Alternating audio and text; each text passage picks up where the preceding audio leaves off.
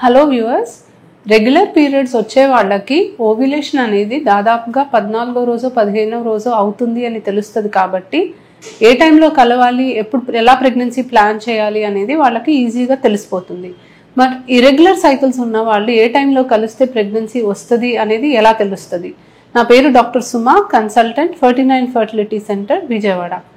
Irregular periods ఉన్నప్పుడు అంటే period అనేది టైంకి రాకుండా డిలే అవ్వడం, కొన్నిసార్లు టాబ్లెట్స్ వేసుకుంటే తప్ప పీరియడ్ రాకపోవడం, కొన్ని సందర్భాల్లో అర్లీగా పీరియడ్ రావడం అనేది చూస్తూ ఉంటాం.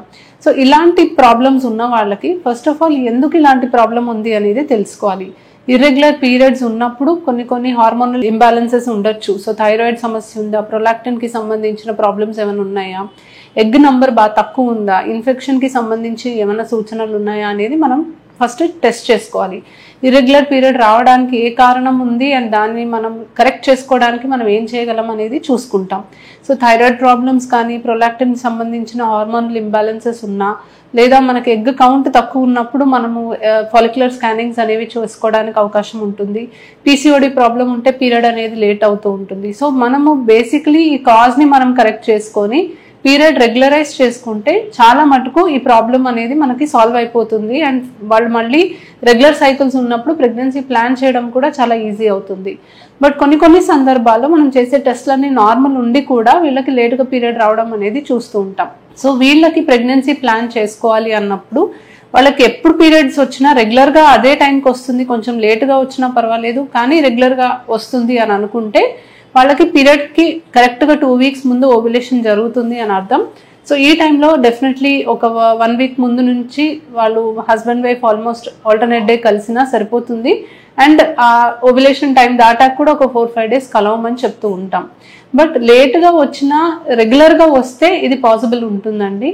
లేటుగా వస్తుంది బట్ రెగ్యులర్గా కూడా రావట్లేదు, కొన్నిసార్లు వారం రోజులు లేట్ అవుతుంది, కొన్నిసార్లు 10 రోజులు లేట్ అవుతుంది, కొన్నిసార్లు అసలు 2 monthsకి వస్తుంది అని అన్నప్పుడు మాత్రం ఖచ్చితంగా వీళ్ళకి ఫాలిక్యులర్ మానిటరింగ్ అనేది చేయాలి.